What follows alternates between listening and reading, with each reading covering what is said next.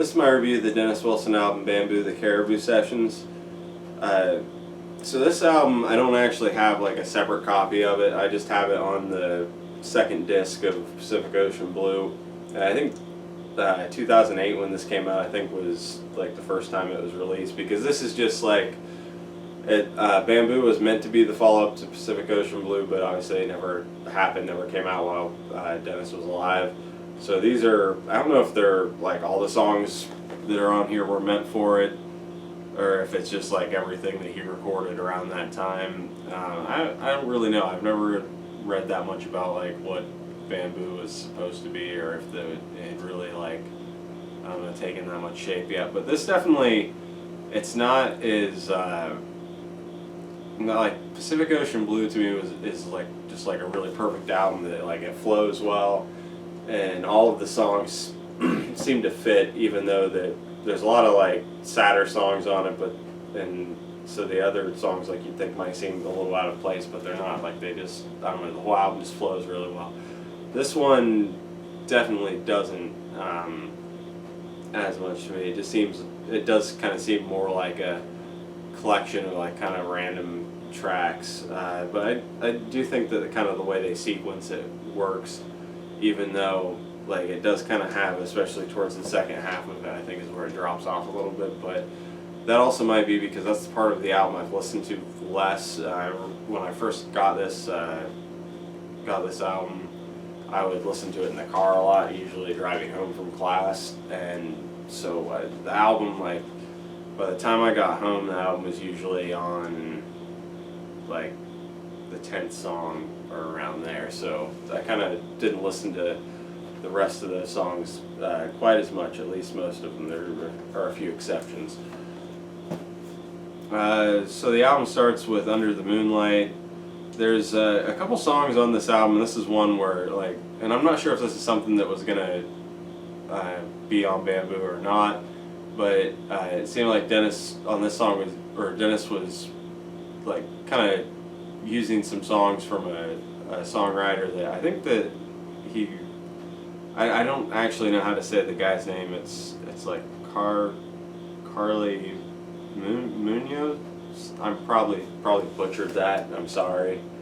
I'll just say Dennis's friend from now on. So it's Dennis's friend, I think, was like touring member of the Beach Boys or played with them or something. But anyway, he had, I guess, given Dennis songs. So there's a bunch of his songs on here, or not a bunch, but like a couple of his songs on here, and then the rest are by Dennis and co-writers. But on Pacific Ocean Blue, there wasn't any song from like outside writers, other than, I mean, there were co-writers with Dennis, but there weren't any that were not, like, didn't involve Dennis in the writing process. But this one is kind of different in that way.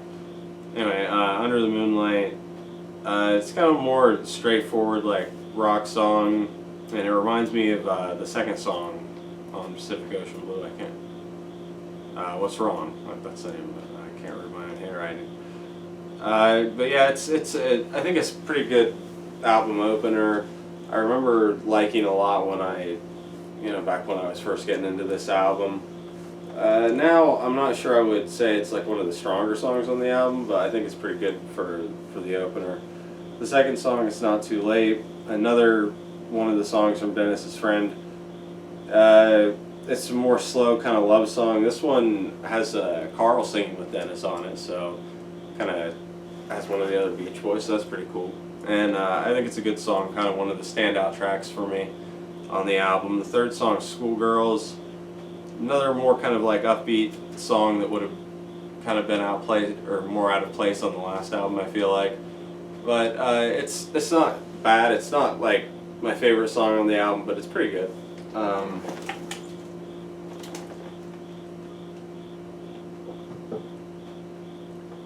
The fourth song, Love Remember Me, this one, it's kind of one I used to not be that into, but listening to it now, like I think it's actually a really cool song. It's pretty memorable, I think, and it's got like a lot of cool things going on in it. But the fifth song, Love Surrounds Me, this one was also on the Beach Boys Light album. I'm not actually sure if this is the same version. They sounded similar, but that one sounded like it had, you know, more Beach Boys vocals kind of added into it or whatever. This one, I guess, seemed a little more like stripped down version, but I kind of think I like this version better, but that might be because I heard it first. But definitely a pretty cool song, but it was a song that kind of took me a while to get into, which is kind of honestly the way with a lot of Dennis's songs, even on the stuff on Pacific Ocean Blue. But the stuff on this album I think took even a little bit longer for me to get into some of it. The sixth song, Wild Situation, this is one that I've always kind of liked a lot, and I think it's a pretty good song. Then the seventh song, Common, pretty cool instrumental. Not one that I used to listen to a lot, but I think it's pretty cool now. The eighth song, Are You Real? This one, I kind of like the first part of it, and then it kind of goes into this like musical part at the end that kind of sounds different from the rest of the song. It's more like intense, and it kind of loses me a little bit there. Just like it's not that I don't like it; it's just that I kind of just zone out while it happens. Like the ninth song, He's a Bum. Another one that I like a lot and think it's kind of a standout song. The 10th song, Cocktails. This one, like, it's kind of a cool song, but it's one that I don't remember it at all once it's over. Like, while it's on, I'm like, yeah, this is cool. And what he's doing there is cool and stuff like that. And, like, I'll think of, like, or as I'm listening to it, I'll be like, yeah, that's a cool part and stuff. But then, as soon as it's over, I'm like, I don't remember what I just heard.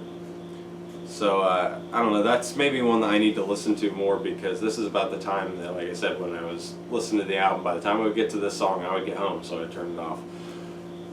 The 11th song, I Love You, pretty cool song. This is another one that I hadn't listened to a lot, but it has this cool part at the end that's like piano and these kind of like background vocals going on that's cool. I said background vocals, but it's more like I don't know what the word for it is, like wordless vocals, like that kind of thing. The 12th song, Constant Companion, another one of the songs by his friend.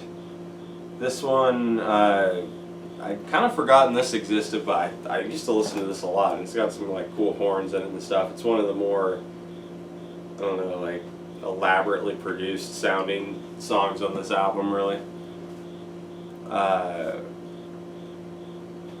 The 13th song, Time for Bed, another one that I'd completely kind of forgotten existed, but I think it's pretty cool. And I think it's probably like the song on the album I've listened to the least, because I could not remember it at all until about the middle, and then I was like, oh yeah, this is that song. And I feel like I probably only listened to it like 3 times, but I just didn't really, I don't know, I listened to this album all the way through probably like 3 times, and then I listened to the first half of it a lot.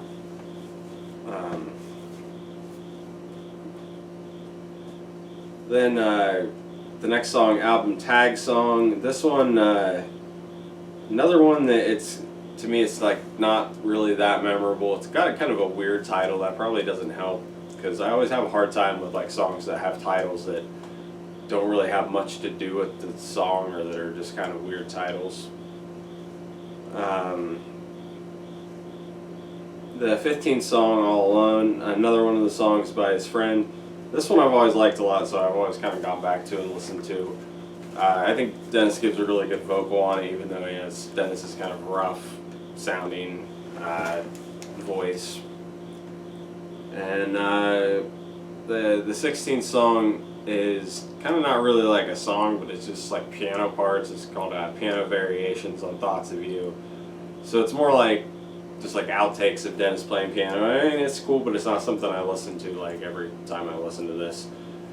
The 17th and final track, which I guess is technically a bonus track, is Holy Man, the Taylor Hawkins version, where late Taylor Hawkins wrote lyrics and sings for the instrumental song Holy Man, which is a bonus track on Pacific Ocean Blue on this also. And I actually really like this one. I think that he did a really great job with the vocal and with writing lyrics to just the instrumental track that Dennis had done. And I think it came out really cool. And I've listened to this one probably a little bit more than the instrumental, honestly, just because it has words. And I mean, I do kind of like instrumentals, but I've always been kind of just a little bit more of a fan of music with vocals in it. But yeah, so the album as a whole, it's not a bad album, and I mean, who knows what it would have been like if Dennis had actually finished it the way he intended. And I don't, like I said, I don't know how many of these songs would have actually been on there or whatever, but I think it would have been kind of like a more upbeat sounding album than Pacific Ocean Blue, because Pacific Ocean Blue is kind of, a lot of it's just really like kind of sad and dark and stuff, and this definitely doesn't have the darkness of Pacific Ocean Blue, which is something I kind of miss. But at the same time, it's not bad. It's just a little bit. I think I mean, it's not finished, so I'd probably give it a 4 out of 5 overall, which is, I mean, I think really good for a really good rating for an album that's not really finished and just kind of a posthumous release. But definitely something that's worth checking out if you like Pacific Ocean Blue and if you're a fan of Dennis's other stuff. But if I had to rank the two albums, I would definitely have this second and Pacific Ocean Blue first.